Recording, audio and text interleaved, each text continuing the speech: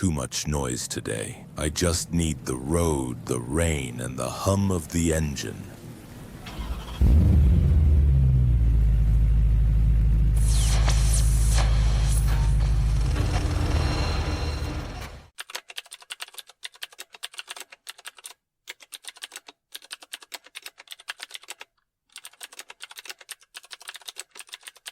Have you ever felt like there's a part of you don't really understand? Like, you're not sure who you really are anymore? I've been there too. Let me share something with you. Maybe it'll help you see things a little clearer. You ever feel like you give everything in a relationship, your time, your heart, your patience, and still end up feeling invisible? Like no matter how much you love someone, it's just not enough. I've been there. And honestly, it took me a long time to realize the problem wasn't them. It was something I didn't want to face in myself. There was this one relationship I poured myself into. I thought if I just loved harder, tried more, made fewer mistakes, they'd finally see me, finally choose me.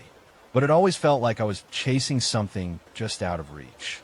I'd get breadcrumbs, a little affection here and there, and I'd convince myself that meant something, that it was worth it. But inside, I felt hollow, like I was constantly trying to prove I was lovable. At some point, I started asking the hard questions. Why do I keep ending up in these dynamics? Why does love feel like a battle? And why, no matter what I do I feel like I'm not enough? That's when I stumbled on something that changed everything. Carl Jung talked about this idea of the unconscious shaping our reality. He said, until you make the unconscious conscious, it will direct your life, and you will call it fate. That line hit me like a punch to the chest. I realized I wasn't just unlucky in love. I was repeating a pattern that lived deep inside me. It was like holding up a mirror and finally seeing the truth. I didn't believe I was worthy of real, unconditional love. Not really. And so I kept attracting people and situations that mirrored that back to me. People who couldn't choose me.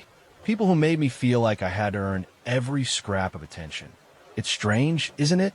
We think the world is doing something to us, but often it's just reflecting how we treat ourselves. I used to think love was something outside of me, something I had to chase, win, or deserve. But looking back, I can see how deeply I was craving someone to love me in a way I hadn't yet learned to love myself. The truth is, I didn't feel enough on my own. And because of that, I kept searching for someone to complete me, someone to make me feel special, someone to fill that aching space inside. But no one ever could. Not really. Not in a lasting way. The affection always faded, or I'd end up anxious and insecure, trying to hold on to something that was slipping through my fingers. And then I'd wonder, what's wrong with me? Turns out, nothing was wrong with me. But a lot was wounded. I had wounds I hadn't faced, beliefs I hadn't questioned. I thought love was about pleasing others, being perfect, never needing too much. I thought if I could just be everything someone wanted, they'd finally stay. But what I didn't realize was that I was abandoning myself over and over in the process. And the universe? It has a way of trying to wake us up. Every relationship I attracted was showing me something about myself I didn't want to look at.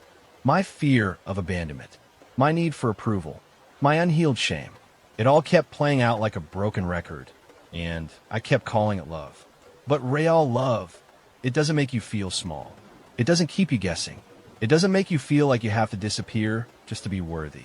What I've come to see is that the love I was desperately chasing was really a love I needed to find within. I didn't want to hear that at first. It sounded too cliche, but it's true. Until I started turning inward and facing the parts of me I'd been running from, nothing changed. No partner could fix the ache. No compliment could heal the wound. It's like looking into a mirror that doesn't lie. Painful, but necessary. And maybe that's where the healing begins. With the courage to see yourself clearly, not through the lens of who you think you need to be, but through the truth of who you already are. Not perfect, not always confident, but whole. Because here's the thing. People will treat you the way you teach them to. If you believe you're not worthy of deep, steady love, you'll keep settling for half love. You'll keep choosing people who make you feel like you have to prove your worth. But once you start believing, really believing, that you're enough, the entire landscape changes. You stop needing to chase. You stop bending over backwards. You stop confusing emotional chaos for connection. You begin to choose differently. You begin to love differently. And that's where I want to take you in this story. Not just to the hurt, but to the healing, to the shift that happens when you stop running and start listening. When you stop asking the world to validate you and start doing the radical, uncomfortable work of accepting yourself fully. So if you've ever felt unloved or unchosen, I want you to know you're not alone. But more importantly, you're not broken. There's just something inside you waiting to be seen, to be loved by you first. You know, when I started digging into where all this came from, this ache for approval, the fear of not being enough, it led me straight back to childhood. And I don't mean that in some overly dramatic way. I mean it in the quiet, subtle patterns that shape us before we even know what shaping is. I remember trying so hard to be the good kid. You probably know the role. Don't cry too much, don't ask for too much, smile when things hurt, make everyone else comfortable. I got praise when I performed well, when I did what was expected. And when I didn't, the love felt distant, conditional, fragile. Nobody said it outright, of course, but it was always there like a background noise you stop noticing until you realize you've been dancing to its rhythm your whole life. Somewhere along the line, I absorbed this idea. Love is something you earn. It's not just me. A lot of people carry this. If love was given only when you behaved, excelled, stayed quiet, or pleased others, then deep down you start believing that being loved means being someone you're not. You become hyper-aware of how to be acceptable. You trade authenticity for approval again and again. And the worst part? You grow up and keep doing it. You try to be the perfect partner, the emotional caretaker, the one who holds it all together, just hoping that maybe this time someone will stay. But it's exhausting, isn't it? And it creates this dangerous loop. Because when love feels earned, you can never fully relax into it. You're always scanning, always performing, always terrified that one wrong step will make it disappear. So even when someone does love you, you don't quite trust it. You keep bracing for the moment it fades. Looking back now, I see how much of my self-worth was tied to how useful or easy to love I could be. I didn't know how to just be me and believe that was enough. I thought love was a reward for being good, not a birthright. And that messes with your head. Because the parts of you that don't fit that good image, the anger, the sadness, the fear, the need, you push those down. You exile them. You pretend they don't exist. But they do. And they don't disappear just because you ignore them. Carl Jung called this the shadow. The parts of us we hide because we think they make us unlovable. But what no one told us growing up is that hiding parts of yourself doesn't make you more lovable. It makes you more afraid, more fragmented, more lonely. I spent years trying to be everything for everyone, and I didn't realize how deeply I was abandoning myself. I thought if I could just prove my worth, someone would finally give me the love I'd been aching for since I was a kid. But love that has to be earned will never feel safe. Because even if someone gives it to you, you'll always be afraid they'll take it away. And that fear, it eats at you. So now, I'm learning to do something radical. I'm learning to give myself what I've been begging others for. I'm learning to sit with the younger version of me, the one who just wanted to be held without conditions, and tell them, you don't have to earn it anymore. You don't have to perform. I see you. I love you. All of you. And let me tell you, it's not easy. It feels strange, awkward even, like speaking a language I was never taught. But it's real, and it's healing, because the truth is the version of you that had to survive your childhood did exactly what they needed to do to make it through. But now you're grown. You can choose differently. You don't have to keep proving your worth. You can begin to believe in it instead. You're not here to be perfect. You're here to be whole. And wholeness includes the messy parts, the ones you've been hiding, the ones you thought made you too much or not enough. All of it belongs. The moment you start to believe that, even a little, the world starts reflecting it back to you. So if you've been living under the weight of conditional love, if you're tired of shrinking, performing, or endlessly giving while feeling empty, I want you to know this. You were never too much. You were never not enough. You were just trying to survive in a world that made you think love had to be earned. But now, maybe for the first time, you get to do it differently. There's a strange kind of grief that comes with realizing you've been rejecting yourself for years without even knowing it. It's not loud, not dramatic, it's quiet. Like a slow ache in your chest when you're alone. Like the silence after you've laughed too hard at a joke that didn't feel right. You sense something's missing, but can't quite name it. For me, it was this moment. Maybe you've had one like it, where I realized I'd spent so much of my life trying to be what I thought others wanted that I had no idea who I really was. Not under the pleasing, not under the caretaking, not under the smiles I wore like armor. And the scary part? I thought that was love. I thought shrinking, bending, compromising, always being the one to forgive, to try harder, to understand, meant I was loving well. But it wasn't love. It was fear dressed up like devotion. I was afraid of being left, afraid of being unchosen, afraid of being too messy, too much. So I kept trying to be easy to love. And every time I did that, I pushed parts of myself deeper into the shadows. Carl Jung's idea of a shadow started making more sense to me around then. He said the shadow is everything we refuse to acknowledge about ourselves. The anger, the jealousy, the loneliness, the hunger for affection, the fear of being unlovable. We stuff all of it down, hide it behind politeness, behind perfectionism, behind emotional self-control. But here's the thing, those parts don't disappear. They wait, they ache, and eventually they show up in our relationships. Not directly, but through anxiety, through neediness, through our attraction to people who reflect our wounds. It's like we're unconsciously choosing people who reinforce the exact stories we secretly believe about ourselves. I'm not worthy, I'm not enough. If I'm not perfect, I'll be left. I kept ending up with partners who couldn't fully choose me. Emotionally unavailable, distant, hot and cold. And every time it happened, it confirmed what I believed underneath. I must not be lovable the way I am. I must have to work harder, be better. But what if it was never about being better? What if the problem wasn't that I was too much, but that I'd learned to be less? What if the ache I kept trying to fix in others was really a cry from the parts of me I had buried? That realization hit me like a wave. And I'll be honest, it didn't feel empowering. It felt like falling apart, like my entire sense of self was unraveling.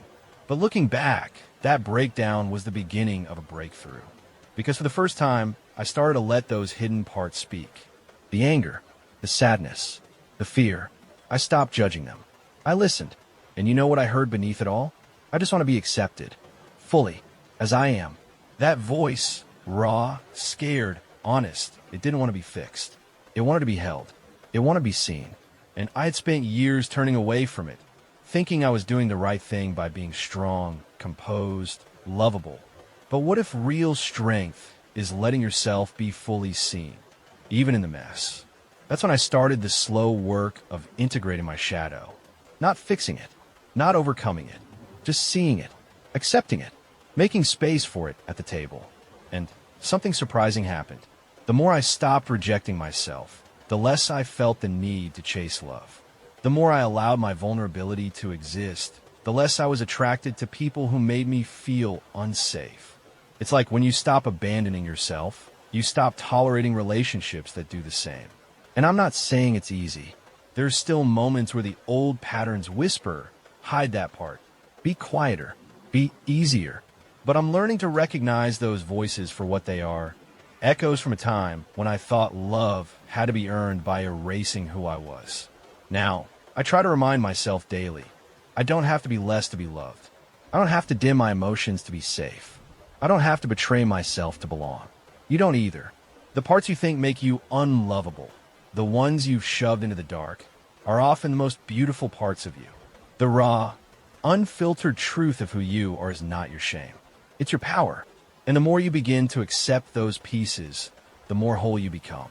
The less desperate you feel. The more peaceful your heart feels when it's quiet. Because there's nothing more freeing than no longer needing to be anything other than exactly who you are. You ever notice how the same kind of pain keeps showing up, just wearing a different face? I didn't at first.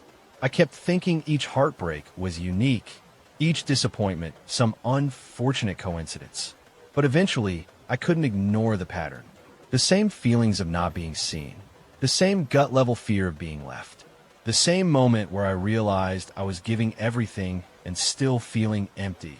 It hit me one night, lying awake at 2 a.m., replaying a conversation that left me feeling like I had to apologize for wanting closeness. Again, and something in me finally asked, not in anger, but in exhaustion, why does this keep happening? That was the turning point. Because once you start asking that kind of question, not about them, but about you, everything changes. It's painful at first, like tearing away something you clung to for safety. But underneath the pain is a kind of freedom you forgot was possible. I started writing down the patterns. Not to blame myself, but to understand. Over and over, I saw the same story. I'd fall for someone who couldn't fully show up. I convinced myself if I just gave a little more, they'd come closer. When they pulled away, I'd blame myself for needing too much. Then I'd shrink, try to be easier, quieter, less, until I disappeared. It was always the same story, just a different person. And I finally had to admit, the common denominator was me. But not in a shameful way. It wasn't that I was broken, it was that I'd been taught to abandon myself in order to be loved. That belief was driving everything. That's when I knew, if I didn't shift my inner world, nothing outside would ever truly change. So I began the real work, the kind that isn't about fixing yourself, but about remembering yourself. I looked back at the stories I was carrying, that love has to be earned, that I'm too much, that needing someone makes me weak. Where do they come from? Who told me that love disappears when you're honest? And slowly, I started to rewrite those stories. Not overnight, not with some magical affirmation, but through small, deliberate choices, like honoring my feelings even when they were messy, like saying no when something felt wrong, even if it meant disappointing someone, like recognizing that the love I give myself sets the tone for the love I accept from others. That part was hard, because I had to let go of people who couldn't meet me where I was going. I had to choose solitude over performance, wholeness over validation. I had to trust that real love wouldn't ask me to abandon myself to feel safe. And that's scary. It means standing in the middle of your life and saying, I will no longer betray myself for love. It means breaking the cycle, even when your whole nervous system is screaming. But this is how we survive. But survival is not the same as living and healing. Healing is choosing to stop repeating pain just because it's familiar. So here's what I did next. Maybe it'll help you too. I stopped asking if someone loved me and started asking if I loved who I became around them. That question changed everything. Because when you're in a pattern of self-abandonment, you can fall in love with people who reflect your wounds more than your worth. But once you start showing up for yourself, fully and without apology, you begin attracting people who meet you in your wholeness, not your emptiness. It's a quieter kind of love. Less fireworks, more warmth. Less anxiety, more peace. Less proving, more being. And that's the shift when you stop seeing love as something to win and start seeing it as something to share. When you stop asking the world to give you permission to feel whole and you start giving it to yourself. That's where real change begins. There's this moment in healing that feels like standing at the edge of a cliff. Wind in your face, heart pounding, and nothing beneath your feet but the unknown. And the leap you're being asked to take is not into another person. It's not into some ideal future. It's into yourself. I reached that edge the day I realized I wasn't broken. I was fragmented. Like pieces of me had been scattered along the road of people-pleasing, of chasing validation, of trying to be enough for others. I had given away so much of myself just trying to feel whole. But wholeness was never something others could give me. It had to come from within. That's when the real work started.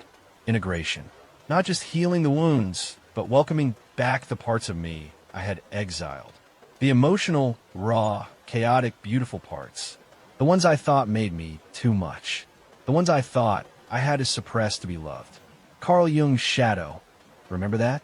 I used to think the shadow was just where we hid our pain. But now I see it differently. The shadow holds power. It holds everything we've denied. Yes, the fear and shame, but also the passion, the boundaries, the fire we buried to make others comfortable. And integrating, it isn't about becoming someone else. It's about becoming whole again. I remember sitting alone one night and saying out loud, "You're allowed to feel this." I was talking to the part of me that had always felt needy, the part one used to silence, afraid it would scare people away. But instead of shaming it, I listened. And that voice inside said something simple. I just want to be loved without conditions. God, that hit hard. Because that's all any of us really want, isn't it? To be held, seen, known, not for what we do, but for who we are. And the tragedy is, we've been taught to earn love by cutting pieces of ourselves off. By performing, by hiding, but no more. I started asking myself, what have I been hiding in order to be accepted? What emotions do I silence because I'm afraid they'll make me unlovable? And little by little, I stopped hiding. I let my anger speak, not to lash out, but to set boundaries. I let my sadness breathe, not to drown in it, but to honor what hurt. I let myself want things, need things without shame. And in doing that, I began to feel whole. Not perfect, not healed in some Instagrammable way, but real. And that's where love lives. In the real, in the unfiltered, in the messy middle between fear and freedom. It's funny, once I started accepting myself, truly accepting, I stopped being so hungry for others to do it. Their approval mattered less. Their distance didn't feel like a death sentence. I didn't need someone to fill the gaps in me anymore, because I wasn't full of holes. I was full of rediscovered parts. And the more I embraced those parts, the more I noticed something beautiful. I began to attract people who recognized me. Not just a mask, not just a smile, but the soul underneath. That's what integration does. It clears the fog between you and your truth. It allows you to stop performing and start connecting, not from a place of needing to be loved, but from the joy of being known. If no one's ever told you this, let me. The parts of you you've been taught to hide, they're not your weakness. They're your way home. Wholeness isn't about fixing what's broken. It's about reclaiming what you gave up to survive. And once you start doing that, once you start showing up as your full self, shadow, and all, you'll stop settling for relationships that ask you to shrink. You'll stop mistaking peace for boredom and start recognizing it as safety. You'll stop chasing love and start being it. And that changes everything. You know what no one tells you?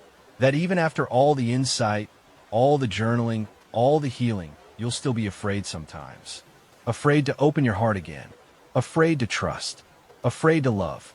I thought that once I understood my patterns, once I reclaimed my worth, the fear would go away. But fear doesn't vanish. It just shows up in new ways, quieter, maybe, but still present. Especially when you start to love without the old armor. Because loving without fear means letting go of control. It means no longer scanning for warning signs in every word, every silence.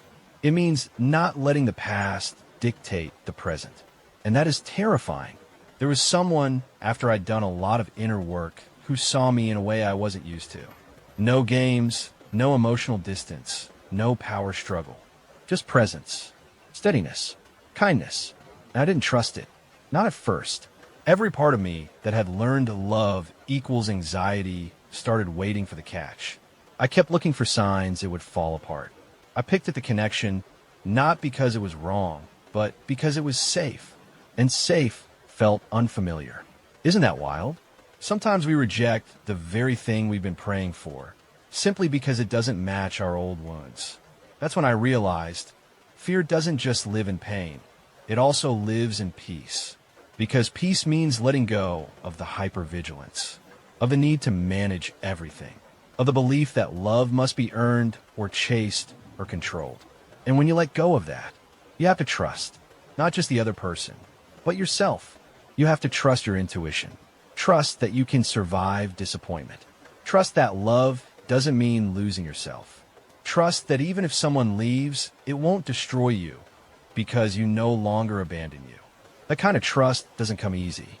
It's a muscle, and I've learned to build it by doing the scary thing, staying open. Not wide open, just enough to stay present. Enough to notice when I'm shrinking back into old defenses. Enough to say, I'm afraid, and not judge myself for it. Because fear doesn't mean you're not ready. It means you're walking into new territory. One where love isn't a transaction. One where it doesn't demand your silence. your shape shifting, your soul. This kind of love, it's softer, quieter, more honest. It doesn't burn with urgency. It warms you slowly, like morning light through the window. And it's worth protecting, not by building walls, but by deepening your roots. I started telling myself, love is a risk, but so is hiding. And I've hidden for long enough. Now, I want to love not because I need someone to fix me, but because I want to share what I've built inside. I want to give from overflow, not from scarcity. And when fear whispers, what if you get hurt again? I answer, then I'll grieve and I'll heal. But I won't stop showing up, because this heart of mine, it's finally becoming my home. And it deserves to be lived in fully, not half closed out of fear. So if you're afraid to love again, if your heart feels like a door stuck between open and shut, please know this. You don't have to fling it wide open all at once. But don't bolt it shut either. Crack it open. Let light in. Let love in little by little. You've already survived the hardest parts. Now it's time to live. There was a time when I thought love meant needing someone. Like, really needing them. Aching for their attention, their affection, their presence, just to feel okay. I thought that was proof of how deeply I could care. I thought the hunger was love, but it wasn't. It was emptiness. And the truth I didn't want to admit back then was this. The more I needed love from someone else, the less I was giving it to myself. That realization didn't come easy. It came through 100 quiet heartbreaks. Not the dramatic kind. The kind where you realize you've abandoned your own heart again, hoping someone else would carry it better than you did. And eventually, something in me broke. But not in a bad way, in a freeing way. Like a chain snapping. Like an illusion collapsing. I remember waking up one day, no big epiphany, just this calm understanding. I don't want to need love anymore. I want to become it. So I started asking a different question. What would it look like if I stopped chasing love and started radiating it? Not performatively, not to get it back, just because it was already in me and it wanted to move. It changed everything. I started showing up to my own life, not as someone waiting to be chosen, but as someone who had already chosen themselves. I cooked for myself like I was someone worth caring for. I sat in silence and let it be peaceful instead of empty. I filled my days with small joys, sunlight, books, laughter, music, and let them count. I stopped waiting for someone to make me feel alive. And when I loved others, it came from a place that wasn't about needing anything in return. It was cleaner, lighter. There was no panic in it, no grasping. Just presence, generosity, wholeness. It's funny, when you stop needing love, love finds you in the most unexpected places. In a stranger's kindness, in the way your own breath steadies you, in a friend's eyes when they say, I see you, in the mirror when you can finally say, I love who I'm becoming, and mean it. This is what it means to stop chasing and start embodying. To love not as a question, but as an answer. And look, I'm not saying I've mastered it. I still stumble. I still have moments where the old neediness whispers in my ear. But now I catch it. I breathe through it. I return to myself. Because the difference now is, I'm not searching for someone to complete me. I already feel whole. I don't need love to save me. I just want to share it. And that shift, that's the kind of love that lasts. Because it's not dependent on anyone else's approval, attention, or promises. It lives in you, moves through you, and invites others not to fill a void, but to join a fullness. That's the love I believe in now. The kind that doesn't beg, doesn't chase, doesn't collapse. The kind that stands tall, arms open, heart steady. So if you've been chasing love, trying to earn it, trying to prove you're worthy, maybe it's time to stop running. Maybe it's time to come home to yourself, to fill the space inside with your own presence, to meet the eyes in the mirror with tenderness instead of criticism, to whisper to the younger version of you, you don't have to try so hard anymore, because love isn't something out there you need to find. It's something in here you're ready to remember. And once you do, everything changes. If this felt meaningful to you, it might mean something to someone else too. So hit like, leave a comment, or subscribe.